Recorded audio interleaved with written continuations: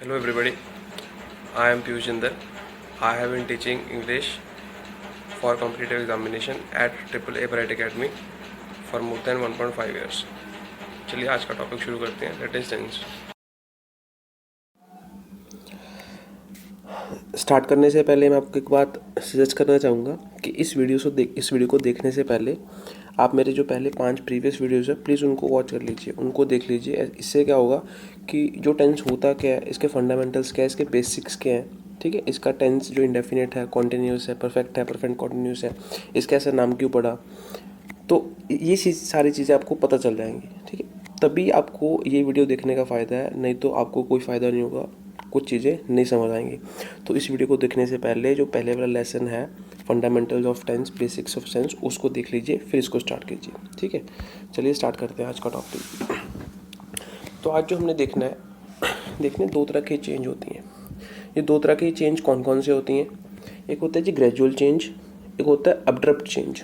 Gradual change का मतलब होता है स्लो चेंज, एक ऐसा चेंज जो स्लोली चल रहा है, ठीक है। अब्रप्ट चेंज का मतलब क्या होता है? एक ऐसा चेंज जो सडनली हो गया, एकदम से हो गया, उसको कहते हैं हमने अब्रप्ट चेंज। अब इसके बेसिस पे टेंस के ऊपर हमारे क्वेश्चंस आते हैं। चलिए डिस्कस करते हैं। जैसे मैंने ग्राफ बना लिया, एक ये ए ग्राफ बनाया हुआ है, एक ये बी ग्राफ बनाया हुआ है। तो जो ए ग्राफ है किसको रेफर कर रहा है? ग्रेजुअल चेंज को, क्योंकि इसका जो रिजल्ट है वो एकदम से नहीं मिलेगा, एक्सपोनेंशियली राइज करके मिलेगा। अब जो बी है ये एकदम से सडन राइज हो गया, तो जो बी है इसका रिजल्ट हमें साथ के साथ मिल जाएगा। अब इसके बेसिस पे क्वेश्चन कैसे बनते हैं टेंस में, ये देखते हैं। जैसे एक सेंटेंस लिखा हुआ है यहाँ पे, it gets hotter day by day. अब यहाँ पे जो टेंस यूज़ कर लिया, कौन सा यूज़ कर लिया? प्रेजेंट इंडेफिनिट टेंस यूज़ कर लिया। लेकिन हम देखें कि ये चेंज को रेफर कर रहा है, किसी फ्रीक्वेंसी को रेफर नहीं कर रहा। अगर ये किसी चेंज को रेफर कर रहा है तो ये कौन सा चेंज है? ग्रेजुअल चेंज है, सडन चेंज है? हमें पता है ग्रेजुअल चेंज है, क्योंकि जो गर्मी बढ़ रही है वो धीरे धीरे बढ़ रही है। ऐसा तो नहीं है कि हमें उसका रिजल्ट मिल गया। अगर हमें इसका रिजल्ट नहीं मिला तो मैं कह सकता हूँ कि कोई एक्शन है ए से स्टार्ट हो गया, वो अभी रास्ते में ही है, तो इसी वजह से वो चेंज को रेफर कर रहे हो, ना कि रिजल्ट को रेफर कर रहे हो। रिजल्ट को रेफर कब कर पाते? अगर वो कहाँ तक पहुँच जाता? बी तक पहुँच जाता, लेकिन वो तो बी में पहुँचा ही नहीं, अभी तो वो किस में है? बीच में ही है। तो इसी वजह से ये हमारा टेंस गलत हो गया। अच्छा, अगर ये टेंस गलत होगा तो कौन सा टेंस यूज़ करेंगे? अब ध्यान से सोचिए। जैसे मैंने यहाँ पे लिखा ग्रेजुअल का मतलब मैंने पूछा कि ये क्या कंप्लीट है, हमें पता चल गया ये कंप्लीट नहीं है। तो अगर ये बीच में चेंज को रेफर कर रहा था तो बीच में क्या हो गया? इनकम्प्लीशन हो गई।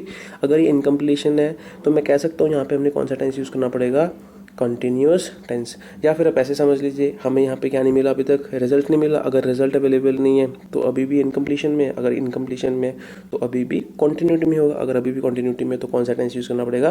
Continuous tense. तो हमें क्या लिखना पड़ेगा? It is getting hotter day by day. Right, समझ आया आपको? आई होप ये चीज़ समझ आई होगी। अब 1-2 एग्जाम्पल और देखते हैं, आपको क्लैरिटी हो जाएगी ज़्यादा।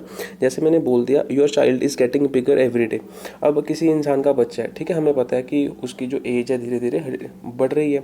अगर वो धीरे धीरे बढ़ रही है तो मैं कह सकता हूँ कि हम किसी चेंज को रेफर कर रहे हैं जो अभी तक रिजल्ट तक नहीं पहुँचा। तो इसी वजह से हमें यहाँ पे कौन सा टेंस यूज़ कर लिया? Continuous tense. राइट। अब एक सेंटेंस आगे और लिखा, हिज मैथमेटिक्स इज़ इम्प्रूविंग। अच्छा, यहाँ पे हिज मैथमेटिक्स का मतलब क्या है? इसका मतलब ये नहीं उसका मैथ, इसका मतलब क्या है? अच्छा, कोई मैथ किसी इंसान का कैसे हो सकता है? ये तो एक सब्जेक्ट का नाम है। तो जब हम इसके आगे कोई पॉजेसिव डिटर्मिनर्स लिखते हैं, his mathematics, my mathematics, your mathematics, तो उसका मतलब क्या होता है? His calculations. तो हिज कैलकुलेशंस, अगर हिज कैलकुलेशंस लिख लिया तो सबसे जो पहली गलती हो गई वो यहाँ पे हमने क्या यूज़ कर ली? इज़। तो यहाँ पे क्या यूज़ करना पड़ेगा? आर। तो यहाँ पे क्या करना पड़ेगा? His mathematics are improving. हमने यहाँ पे कॉन्टिन्यूस टेंस यूज़ किया। अब ये देखिए सही होगा गलत होगा? अब ये ग्रेजुअल चेंज है, बिल्कुल सही चेंज है। अगर ग्रेजुअल चेंज है, ये सडन चेंज नहीं है, तो अभी भी चेंज को रेफर कर रहे हो तो यहाँ पे कौन सा टेंस यूज़ करना पड़ेगा? Continuous tense. लेकिन ये ध्यान रखना, यहाँ पे आर आएगा। क्यों आर आएगा? क्योंकि मैथमेटिक्स का मतलब यहाँ पे सब्जेक्ट नहीं बल्कि कैलकुलेशन है, क्योंकि किसी इंसान की कैलकुलेशंस तो हो सकती है लेकिन उसका सब्जेक्ट नहीं हो सकता। तो यहाँ पे मैथमेटिक्स कैलकुलेशंस है, इसी वजह से यहाँ पे कहेगा आर। राइट, टेंस सही है लेकिन वर्ब के नंबर की गलती होगी, ठीक है। वर्ब का जो नंबर होना चाहिए था वो प्लूरल होना चाहिए था। अब आगे चलते हैं। Travelling is becoming easier day by day. अब हमें ये भी पता है कि ट्रैवलिंग जो है दिन बर दिन क्या हो रही है? ईजी हो रही जा रही है। सबसे पहले फुट पे चलते थे, फिर उसके बाद बुल कार्ट्स वगैरह आए, ट्रेन आए, मोटर बाइक आए, कार्स आए, ठीक है, बुलेट ट्रेन आ गई, एक्सेट्रा एक्सेट्रा। तो जो ट्रैवलिंग है ये इजी होती जा रही है। इसका मतलब ये है कि अभी भी ये ग्रेजुअल चेंज, अगर ग्रेजुअल चेंज है तो अभी भी इनकम्प्लीशन है, इसी वजह से यहाँ पे कौन सा टेंस यूज़ होगा? Continuous tense. राइट, तो ये सारे कौन से चेंज हैं? Gradual change. अब आगे चलते हैं। जैसे अब मैंने एक सेंटेंस लिखा, द मैन इज़ डिसअपियरिंग। अब ये डिसअपियरिंग एक वर्ब है, एक्शन है। अब डिसअपियरिंग का मतलब क्या होता है? डिसअपियरिंग का मतलब होता है गायब हो जाना। अब कोई इंसान गायब हो गया, वो सडन चेंज होगा या ग्रेजुअल चेंज होगा? वो ग्रेजुअल चेंज तो नहीं हो सकता, वो हमेशा कैसा चेंज होगा? सडन चेंज होगा। अब हमें ये बात पता चल गई कि यहाँ पे जो एक सेंटेंस लिखा है, जो इसमें एक्शन लिखा है, ये एक्शन जो है ग्रेजुअल चेंज नहीं बल्कि कैसा चेंज है? सडन चेंज है। अब यहाँ पे कौन सा टेंस यूज़ करें? थोड़ा सोचिए आप, थोड़ा सा सोचिए कि अगर यहाँ पे ग्रेजुअल चेंज नहीं है, एक सडन चेंज है, तो कौन सा टेंस यूज़ होना चाहिए? भाई परफेक्ट टेंस यूज़ होगा। परफेक्ट टेंस क्यों यूज़ होगा? क्योंकि अगर ये सडन चेंज है तो सडन चेंज में हमें क्या मिल जाएगा? रिजल्ट मिल जाएगा। सपोज करो एक आदमी गायब हो गया, अगर वो गायब हो गया तो वहाँ पे कुछ रहा ही नहीं। अगर वहाँ पे कुछ नहीं रहा तो जो रिजल्ट मिल गया हमें उस चीज़ का, अगर रिजल्ट मिल गया तो रिजल्ट को रेफर करने के लिए हम कौन सा टेंस यूज़ करते हैं? Perfect tense. तो हमें यहाँ पे क्या लिखना पड़ेगा? The man has disappeared. Right, I hope का आपको ये बात समझ आई होगी। तो इस सेंटेंस में क्या हुआ? सडन चेंज हो गया। सडन चेंज का मतलब क्या? आपको रिजल्ट एकदम से मिल गया। उसका रिजल्ट एकदम से मिले, कैसे भी मिले, हमें तो रिजल्ट से ले लेना है। अगर रिजल्ट मिल गया तो उसके लिए हमें कौन सा टेंस यूज़ करना है? Perfect tense. राइट, तो इसी वजह से क्या लिखना पड़ेगा? The man has disappeared. मैंने यहाँ पे लिखा, देखिए, द रिजल्ट अवेलेबल, तो यहाँ पे कौन सा टेंस यूज़ करेंगे? Perfect tense. तो हमें दो चीज़ें समझ आ गई, हमने दो चेंज कर लिए। कौन से चेंज? एक ग्रेजुअल चेंज, एक सडन चेंज। तो मैंने यहाँ पे लिखा, देखिए, use continuous tense for gradual change. Gradual change का मतलब क्या? अभी रिजल्ट नहीं मिला होगा, अगर रिजल्ट अभी अवेलेबल नहीं है तो वो इनकम्प्लीशन को शो करोगे। अगर इनकम्प्लीशन को शो करोगे तो कॉन्टिन्यूस टेंस यूज़ करो। अच्छा, फिर हमने देखा use perfect tense for abrupt change. Abrupt का मतलब क्या? सडन चेंज, जिसका रिजल्ट हमें एकदम से मिल जाएगा, साथ के साथ मिल जाएगा। तो उसके लिए कौन सा टेंस यूज़ करो? परफेक्ट टेंस, क्योंकि रिजल्ट वहाँ पे अवेलेबल होगा। अब जैसे एग्जांपल देखो यहाँ पे, the mirror has broken. Suppose करो कोई ग्लास है, शीशा है, ठीक है, वो नीचे गिर गया।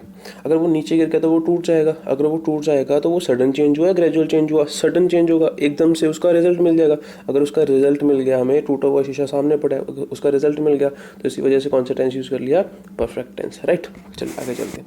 अब मैंने यहाँ पे कुछ क्वेश्चंस लिखे हुए हैं, इस क्वेश्चंस को डिस्कस करते हैं। अब आपने सोचना है, कुछ देखो, कुछ क्रैम करने वाला नहीं होता, ये सारे कंसेप्ट्स हैं। अगर एक बार इसको समझ जाओगे तो टेंस कभी भी कोई गलती नहीं होगी, आप ज़िंदगी भर, ठीक है, अपने बच्चों को भी सिखा सकते हो।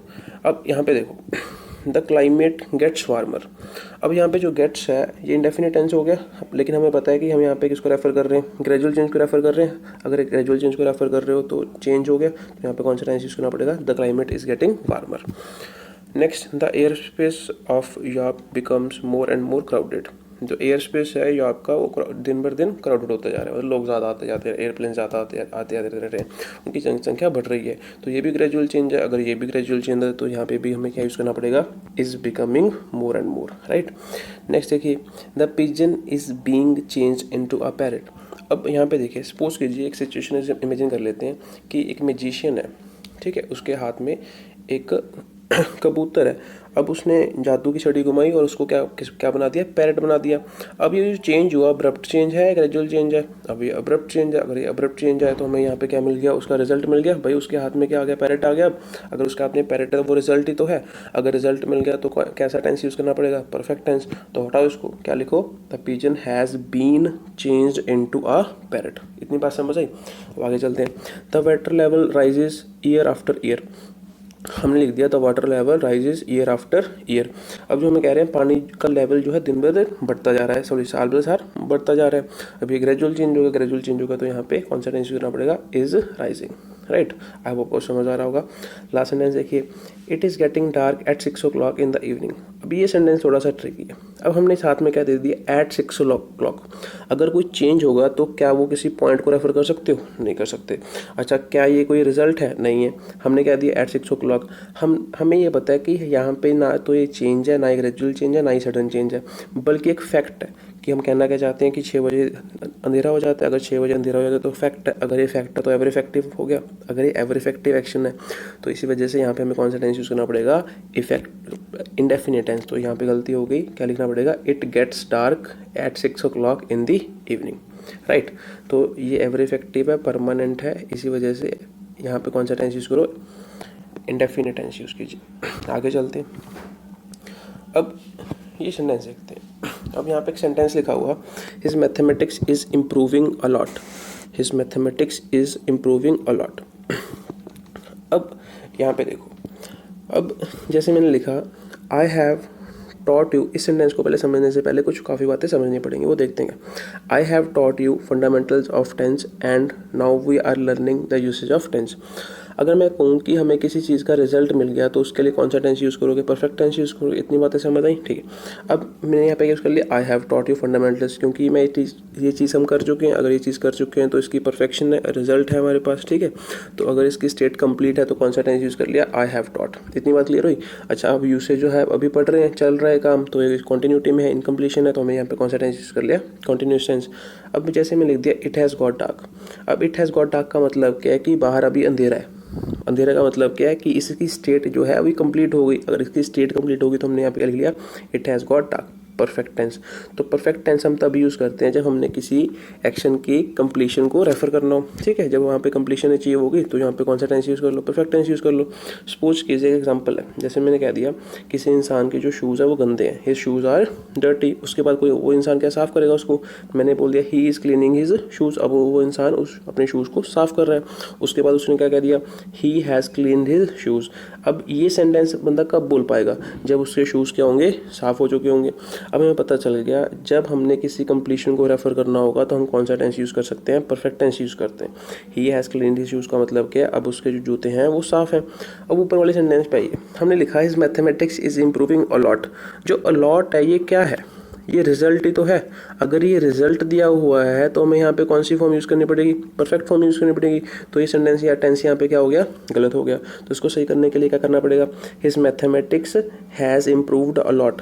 अब यहाँ पे देखिए हमने टेंस सही कर लिया, हमने यहाँ पे क्या कर लिया? Has improved. लेकिन हिज मैथमेटिक्स क्या है? सब्जेक्ट प्लूरल है, इसी वजह से अब यहाँ पे भी क्या करना पड़ेगा? Have improved allot.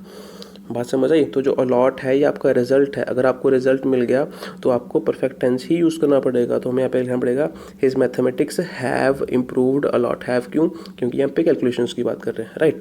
तो आई होप आपको ये लेक्चर पसंद आया होगा। ठीक है, आज के लिए इतना ही। Thank you. आप शेयर कीजिए मेरे लेसन्स को अगर आपको लगता है कि इससे आप काफ़ी कुछ यूनिक सीख पा रहे हो, कुछ ना कुछ नया सीख पा रहे हो, ठीक है। बहुत सारे बच्चे मुझे कह रहे हैं कि सर प्रेपोजिशन करवाइए, ये करवाइए, वो करवाइए। सब कुछ होगा, धीरे धीरे होगा। अगर रिस्पॉन्स अच्छा आएगा तो मैं सारा सिलेबस ही अपलोड कर दूंगा और आप घर बैठे फ्री ऑफ कॉस्ट मेरा सारा सिलेबस